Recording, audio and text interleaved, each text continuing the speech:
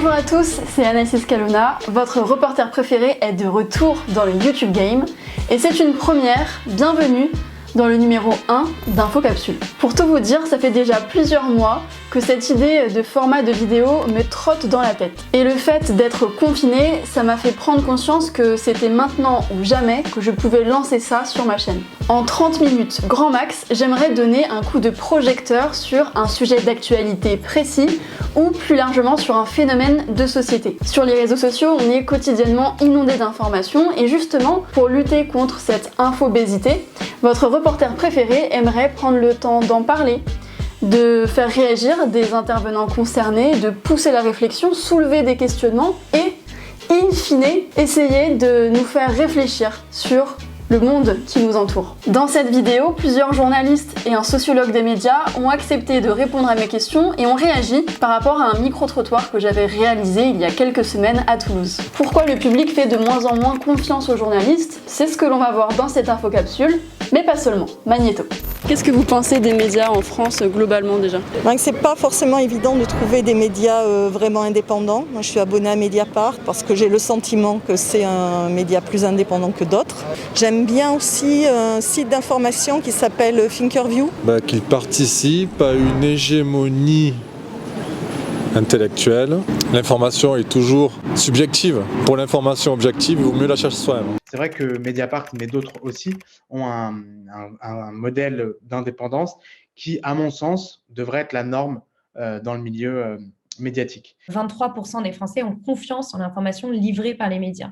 Et une autre chose qui ressort du rapport Reuters 2020, c'est que la chaîne d'information la plus regardée par les Français, c'est BFM TV. Et paradoxalement, c'est la chaîne en laquelle les Français ont le moins confiance. Donc ça montre en fait toute l'absurdité de notre rapport aux médias et la nécessité aujourd'hui pour aussi les médias indépendants, les médias alternatifs, à mieux se faire connaître pour justement aider les citoyennes et les citoyens qui ne savent plus où donner de la tête. Ça n'est pas parce que les médias sont forcément financés par de grands industriels les journalistes de ces rédactions ne sont pas en mesure de mener un certain nombre d'enquêtes. Alors c'est vrai qu'il peut y avoir de l'autocensure dans certains médias, c'est vrai qu'il peut y avoir des pressions de la part des actionnaires, mais jusqu'à preuve du contraire en France, nous vivons dans une démocratie et par conséquent, nous avons un choix assez vaste de médias à notre disposition. Encore une fois, il n'y a pas de domination de la part d'un média sur le public parce que le public fait preuve de capacité de recul,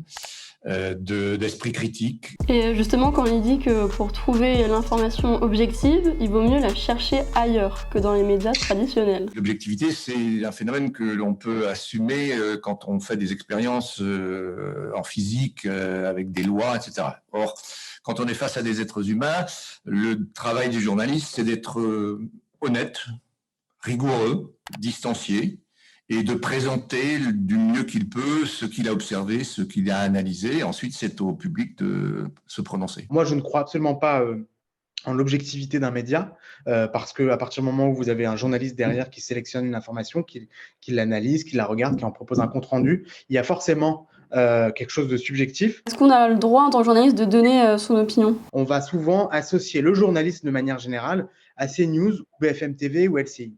Et qu'est-ce qu'on trouve sur ces chaînes? On trouve des éditorialistes qui donnent leur opinion, qui commentent l'actualité. Vous voyez, si c'est des gens qui, grosso modo, vont dire ce qu'ils pensent toute la journée. Et en réalité, ce n'est pas du journalisme, parce qu'on n'a pas d'enquête, on n'a pas de reportage, parce que ça coûte cher à produire. Pourquoi cherche-t-il à nuancer? Vous allez voir.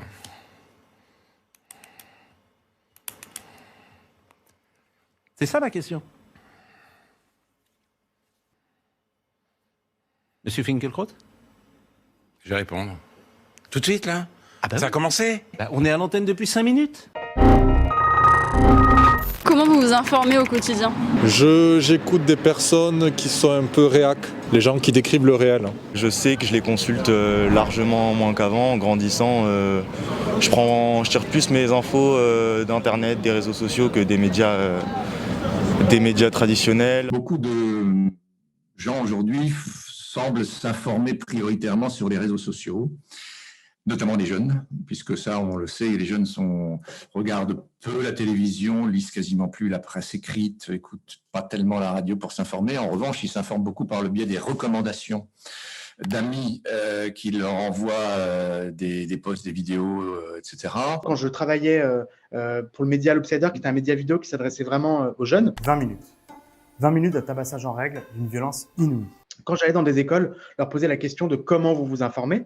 Twitter, Facebook, Internet. Ils ne font pas attention que, en fait, il n'y a pas d'information sur Internet. Internet, c'est un robinet. Il faut être extrêmement vigilant à l'égard de ce qui circule sur les réseaux sociaux.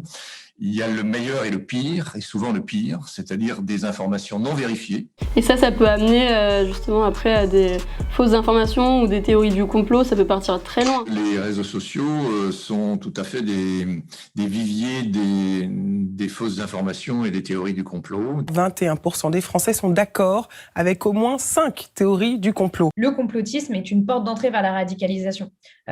Donc tout ça a en fait des effets boule de neige très dangereux sur la société. C'est important quand on est de gauche de lire des papiers de droite et quand on est de droite de lire des papiers de gauche. Enfin, en fait, de aussi être capable de comprendre quelles sont les visions opposées qu'il peut y avoir dans la société, parce que tout ça, ça permet un dialogue. Et le fait que chacun est un peu dans sa petite bulle de filtre, ça pose un problème. S'informer sur les réseaux sociaux, ça peut être un danger pour la démocratie, en fait. S'informer exclusivement sur les réseaux sociaux peut être un danger pour la démocratie, puisque ça empêche ce qui est nécessaire dans une démocratie, c'est-à-dire de faire société sur un certain nombre de choses et de s'accorder sur les faits et sur l'actualité, d'une certaine manière. Maintenant, l'une des grosses difficultés aujourd'hui, c'est que en fait, il n'y a pas forcément une plateforme aujourd'hui qui recense tous les médias indépendants, par exemple. Donc, quelqu'un qui n'a pas du tout cette culture des médias indépendants ne peut pas forcément savoir comment s'orienter. Et surtout, ce qui est important, c'est aussi de connaître les forces de certains journaux, de certains médias, de se dire, sur les sujets économiques, je vais plus suivre tel média. Sur l'écologie, Reporter ou Bastamag. Le succès de Thinkerview, c'est que c'est assez généraliste, c'est une pensée qui est approfondie. Et donc, ça permet à des personnes intéressées par des sujets de les creuser avec une parole presque sans filtre, parce que c'est simplement une interview et finalement qui laisse énormément de place à la personne interviewée et qui lui permet de développer sa pensée. Aujourd'hui, il n'y a pas d'éducation aux médias, c'est ça ?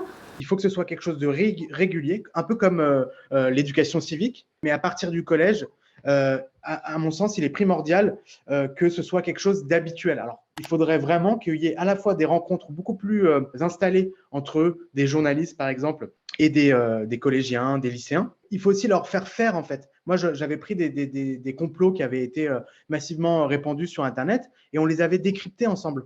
Quelle autre critique vous pourriez faire aux médias, aux journalistes, peut-être dans leur façon de travailler ? De ne pas être suffisamment dans la recherche et dans l'investigation et de simplement de se faire l'écho de ce que eux-mêmes entendent et retweetent et repartagent sans vérification. Quelque chose de pas grave va être tout de suite très important et c'est trop anxiogène. Je préfère regarder des sujets où il y a plus de recul. On oublie ce qui se passait la veille. Il y a un agenda médiatique et on peut pas... Un agenda médiatique, voilà. Bon, moi je pense c'est ça que vous critiquez ? Je critique je critique cet agenda.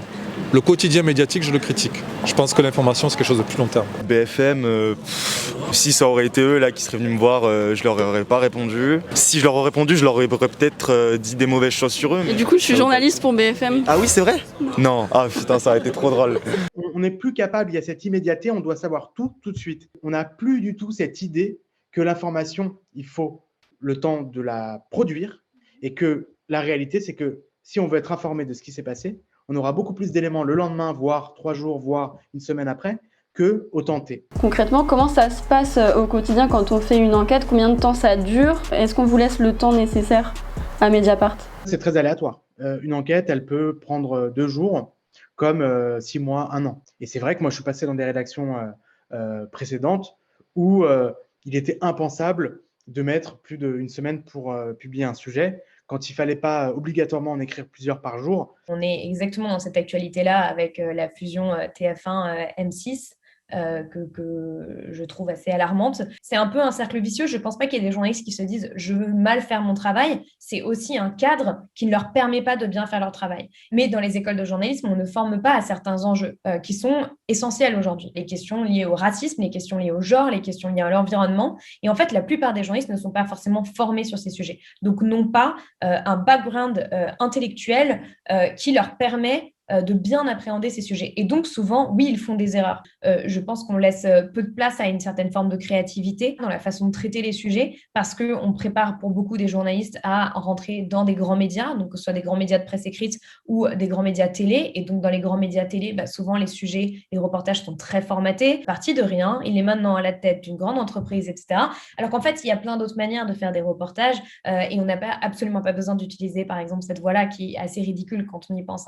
Personne ne parle comme ça dans la vraie vie. Comment vous expliquez du coup ce désamour des Français envers les médias traditionnels? Parce qu'il y a eu quand même une part de responsabilité des journalistes. Des informations qui ont été diffusées trop rapidement, puis ensuite qui ont été rectifiées, et donc ça ne donne pas un sentiment de crédibilité. On a retrouvé Xavier Dupont de Ligonnès. Pourtant, dès le lendemain...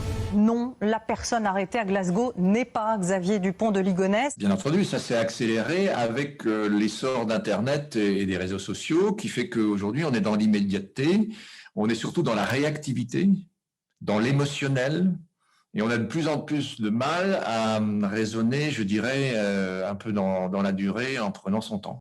Il est exact que depuis maintenant plusieurs années, voire une bonne décennie, le système médiatique est de plus en plus dépendant des logiques de marché, qui se manifestent notamment par la recherche de l'audience, pour la télévision, mais également de la recherche de l'audience sur le web et les réseaux sociaux à travers les likes, les tweets. Les journalistes ne sont pas forcément tous responsables de ce phénomène. Ils sont pris dans un système économique et financier qui leur laisse peu de temps pour mener des enquêtes. Alors, on peut prendre des exemples. C'est vrai que le fait qu'il y ait des chaînes d'information en continu qui sont en quelque sorte des robinets à images où il faut constamment alimenter l'attention du téléspectateur, bien tout ça, ça conduit à mettre en exergue des phénomènes qui sont peut-être quelquefois mal hiérarchisés. Je ne dis pas que BFM ne fait pas du journalisme parce qu'il y a des très bons formats, il y a des très bons sujets. Vous avez par exemple des documentaires, vous avez des investigations police-justice, etc. Donc, il y a d'excellents journalistes et un vrai travail journalistique.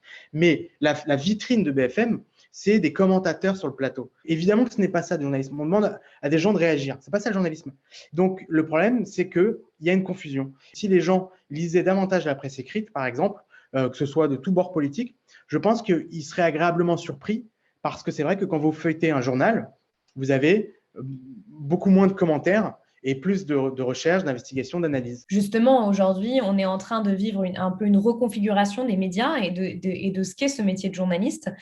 Et donc, il y a aussi un énorme espace de liberté qui se crée. Et donc, de ne pas se sentir forcé à rejoindre un média qu'on n'a pas envie de rejoindre, de regarder aussi tous les médias indépendants qui vous parlent de pourquoi pas monter votre propre chaîne YouTube avec votre façon de faire du journalisme et pouvoir la pratiquer autrement, etc. Mais en fait, de ne pas se laisser formater trop tôt. Quel conseil vous donneriez à des futurs étudiants en école de journalisme? Oui, j'imagine que c'est pas évident parce qu'il faut lutter pour ne pas céder à ce qui domine quand même. Ce qui n'est pas indépendant est quand même mieux payé et plus facile à trouver comme boulot. Qu'ils aient de l'éthique et puis qu'ils fassent du journalisme et non pas du cirque. Vous n'êtes pas aidé par vos aînés qui font de l'information poubelle. Hein. Le modèle économique veut ça. Je veux dire, à partir du moment où vous avez de la publicité, etc., vous êtes pris dans un piège comme ça où il faut écrire, pour faire du clic, etc. Et donc, après, bon, moi, j'ai une place particulière parce que c'est vrai qu'à Mediapart, on a le luxe d'avoir les moyens et le temps de faire de grosses investigations. Donc, moi, j'invite vraiment les gens qui critiquent le journalisme d'essayer de changer les habitudes de consommation de la presse. Par exemple, si la personne, elle va regarder davantage BFM, qu'elle se dise, tiens, je vais acheter le Canard enchaîné ou Le Monde cette semaine pour voir c'est quoi le journalisme qu'ils proposent eux. Et je pense que ces gens-là pourraient changer d'avis. Moi, le discours que je tiens aux étudiants en journalisme, c'est le suivant, c'est de dire d'abord, votre rôle, c'est d'être le plus rigoureux possible. Fiabilité maximale de ce que vous affirmez, vérification, recoupement. Connaître ces sujets, c'est-à-dire dans un certain nombre de domaines, que ce soit la politique, l'économie, le social, la culture, etc. Il faut travailler, il faut avoir des connaissances pour ne pas être prisonnier des stratégies de communication de vos interlocuteurs et de pouvoir les relancer en posant des questions pointues, précises, parce qu'il faut montrer que vous êtes compétent. Lisez, par exemple, les livres des personnes que vous interrogez et ne vous contentez pas de fiches de lecture ou de lecture superficielle. Mais en même temps, vous dites qu'il y a une logique où il faut aller très vite, ils n'ont pas le temps. Donc c'est un peu contradictoire. Et comment on fait du coup en tant que journaliste? Oui, non, mais j'ai bien conscience que c'est un vœu pieux parce que les journalistes sont tiraillés entre la logique de la rapidité, oui, et la logique de l'approfondissement et de la rigueur. Au moins, plongez-vous et lisez 1 ou 2 chapitres entièrement et vous contentez pas d'un coup d'œil rapide superficiel parce que vous allez poser des questions superficielles. Rigueur, connaissance des dossiers, des sujets qu'on traite, éthique professionnelle ou déontologie, voilà, avec ces 3 paramètres, je pense qu'on peut considérer que les journalistes peuvent faire du bon travail. C'est un métier passion, donc accepter aussi que parfois on va faire des nuits blanches, qu'on va finir à 2h du matin. Si on n'est pas allé au bout de son sujet, si on n'a pas eu toutes les infos, eh ben on finira à 2h du matin et c'est pas grave. On a un rôle fondamental dans la société aujourd'hui et donc en fait ce rôle vient aussi avec des grandes responsabilités et il faut être à la hauteur de ces responsabilités-là. Quel type de journalisme vous aimeriez voir à l'avenir? Parce que vous avez parlé d'investigation. Je sais pas, il y a des indépendants qui sont pas mal. C'est vrai que l'information maintenant elle va se trouver sur YouTube. Il faut informer. Il est important d'avoir des journalistes de terrain, d'être informé sur les situations mondiales, sur la situation nationale et tout, etc. Des journalistes, il en faut. Des choses déjà, il y a plus de bonnes nouvelles entre guillemets, où il y a journalisme positif. Voilà. Des gens qui prennent le temps, qui vérifient leurs sources, qui prennent le temps de s'entretenir avec les gens, de comprendre. Plus le terrain en fait, je préférerais que ce soit plus vrai. C'est intéressant aussi de genre le truc des micro-trottoirs et tout, de voir ce que les gens pensent aussi. Je trouve ça plus intéressant même que d'avoir 6 experts qui vont souvent penser, du moins qui vont avoir des nuances très faibles et qui souvent sont un peu déconnectés de la réalité. Les gens d'en bas, on va dire, ont pas moins de légitimité à discuter de sujets de société en fait. C'est vrai qu'un certain nombre de journalistes, d'abord en raison de l'information continue, sont de plus en plus ce qu'on appelle des journalistes assis devant un écran d'ordinateur. Ici, entre les mains de Sabrina ce matin, qui est élaboré le scroll, vous savez, le bandeau qu'il y a en bas de l'écran. Ce qui est exact aussi, c'est qu'il y a certaines catégories de journalistes, notamment parisiens, qui sont passés coupés de la réalité de la vie quotidienne des gens, notamment ce que moi j'appelle l'élite journalistique, c'est-à-dire ceux qui ont les hautes responsabilités, qui ont souvent une vision préconçue, par exemple des banlieues, ou là, par exemple des gilets jaunes. Pourquoi vous descendez pas de la voiture là? On n'est pas à Thoiry ici. Non, écoutez, on a du boulot, on est en Ah ouais, retard. ouais, vous avez beaucoup de boulot comme quoi par exemple quoi? Trouver un truc bien baveux, histoire de foutre la merde, histoire de faire un scoop.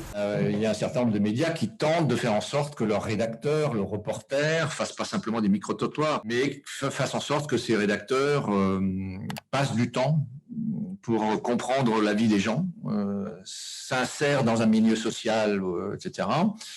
Et c'est cet effort-là qu'il faut effectivement essayer d'approfondir aujourd'hui pour qu'il n'y ait plus ce décalage ou cette perception décalée entre une sorte d'élite qui est en haut et le public ou le peuple qui est en bas sans qu'il y ait de passerelle. Vous dites qu'il y a des médias qui font ça actuellement, vous pouvez en citer quelques-uns ou pas?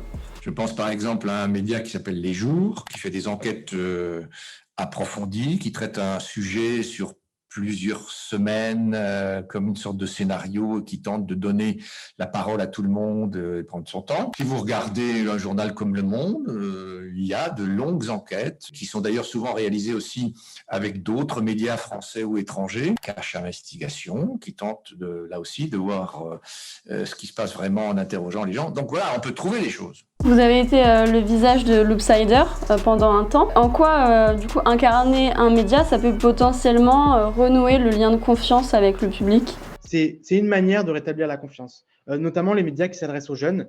C'est l'idée de dire, voilà, c'est pas une rédaction derrière un peu mystérieuse qui va vous faire un sujet. C'est un journaliste. Vous avez peut-être vu ces sujets. Là, vous les avez appréciés parce qu'il fait un travail sérieux, recoupé, honnête. Puisque vous avez confiance en ce journaliste, peut-être que vous allez être intéressé par d'autres sujets qu'il va faire, etc. C'est la même idée que le présentateur du JT, en fait. C'est juste que c'est c'est un peu remanié avec les réseaux sociaux.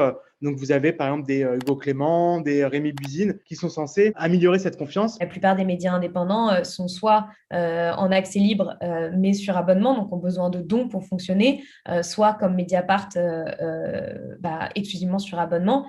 Et donc, je pense qu'il faut aussi que les citoyennes et les citoyens comprennent qu'aujourd'hui, s'ils veulent avoir des médias à la hauteur, il faut aussi les aider. Et les aider, ça passe par les financer. Mais si on n'a pas les moyens, ça passe aussi par simplement les mettre en avant, en fait. D'aider aussi les personnes autour de nous à casser un peu leur bulle de filtre, donc en leur permettant de voir des articles ou des vidéos qu'elles ne verraient pas naturellement. Je pense que c'est hyper important et que c'est que par cette espèce de solidarité citoyenne autour de l'information qu'on arrivera aussi à faire bouger les grands médias, parce que finalement, les grands médias observent beaucoup les médias indépendants, ce qui se passe sur Internet, sur les réseaux sociaux, et s'adaptent de plus en plus. Et du coup, toi, tu as été toujours journaliste indépendante, si j'ai bien compris, pour Spicy, là pour Blast. Est-ce que devenir indépendante, c'est une solution pour sortir justement du système économique qui est imposé par les rédactions dans les médias traditionnels ? Quand on est dans un média indépendant, on peut aussi choisir ses formats. On ne doit pas rentrer dans une case, alors que dans la plupart des télés, c'est des formats 2 minutes pour tel reportage d'actu, 26 minutes si c'est un reportage plus au long cours, 52 minutes si c'est du documentaire, mais ce sont des formats très précis. Alors qu'en fait, sur Spicy, si j'avais envie de faire un format de 17 minutes sur l'égalité salariale, je le faisais. C'est moi qui décidais du temps. Les gens saisissent mal quelles sont les conditions de travail des journalistes. Et ils jugent souvent les journalistes à travers les personnalités les plus connues qu'ils voient sur le petit écran, ou le présentateur ou la présentatrice de télé, ou le reporter de guerre, etc. Et ils pensent que tous les journalistes travaillent de cette manière. Or, la grande masse des anonymes dans le milieu des journalistes n'ont pas cette vie-là. Et ça, il faudrait que les Français en aient davantage conscience et que les journalistes en parlent, de montrer les coulisses du travail journalistique. Venez avec moi, on va découvrir un peu comment se passe le montage avec la rédactrice Clara et le monteur professionnel David Bale et le directeur du magasin. Et surtout, on n'en a pas parlé, il y a la concurrence des GAFA, des géants du web, qui imposent aussi beaucoup leur façon de voir les choses, et qui dépossèdent en partie les journalistes de leur travail. Le défi, il n'est pas simplement franco-français, il est mondial. Pour terminer, avec tout ce qui se passe dans les médias ces dernières années, comment vous voyez la nouvelle génération de journalistes ? Comment peut-être vous aimeriez qu'elle soit ? Dans une société où on a connu par exemple un Donald Trump, on connaît l'ère des fake news. I call the fake news now corrupt news because fake isn't tough enough. And I'm the one that came up with the term. I'm very proud of it. Des infos bidonnées, l'ère de la post-vérité. Je pense que le rôle du journalisme est encore plus fondamental parce que on a besoin de croire en ce qu'on voit ou en ce qu'on lit. Et le seul relais pour permettre d'y croire, c'est le journaliste parce que c'est lui qui va vérifier, c'est lui qui aura moyen de vérifier, qui a l'expérience pour vérifier. La nouvelle génération va se montrer à la hauteur. C'est qu'il y a des enjeux. Ces enjeux-là rendent le métier très, très excitant. Mon espoir pour cette nouvelle génération de journalistes, c'est qu'elle se sente libre d'inventer ses propres formats. Et il y a énormément de façons de le faire aujourd'hui. Et pas forcément exclusivement qu'avec des médias indépendants. Je pense notamment à des plateformes comme France TV /, qui laissent aussi beaucoup de liberté éditoriale, à Arte Créative. Il y a Brut X qui vient de sortir. On sent quand même que les choses sont en train de bouger, qu'elles apprennent à justement ne pas être déconnectées de la société, à ne pas être déconnectées des grands sujets qui nous occupent aujourd'hui. Et donc, quelle est l'humilité de se former, d'aller à la rencontre des personnes, d'avoir cette forme d'intuition, de sensibilité pour sentir aussi les grandes lignes qui nous traversent en ce moment et aider les citoyennes et les citoyens à décrypter, à comprendre le monde tout simplement et pourquoi pas après coup avoir envie de le changer. Ensemble, on a donc vu que le journalisme est un métier fondamental dans nos sociétés et c'est pour cette raison, je pense, qu'il déchaîne autant les passions. On a aussi compris que c'est un métier qui évolue constamment, pour le meilleur comme pour le pire. C'est donc à la nouvelle génération de journalistes de devoir s'adapter, de proposer, d'observer ce qui ne fonctionne pas aujourd'hui pour ne pas reproduire les mêmes erreurs à l'avenir. Alors, qu'avez-vous pensé du concept ? Sachez que ce rendez-vous pourrait devenir régulier, par exemple une fois par mois. Pour ça, j'ai besoin d'avoir vos retours dans les commentaires. Savoir ce qui vous a plu, ce qu'il faudrait potentiellement améliorer. Par exemple, le micro-trottoir, ça me prend pas mal de temps. Donc, est-ce que c'est vraiment indispensable ? À vous de me dire. Surtout, quel serait selon vous le sujet d'actu à traiter dans l'épisode numéro 2 d'InfoCapsule ? Avant de se quitter, n'oubliez pas de vous abonner à la chaîne, à mes différents réseaux sociaux et de partager l'infocapsule autour de vous. Sur ce, portez-vous bien, on se retrouve très vite pour un reportage en immersion, histoire de varier les plaisirs. Ciao ciao!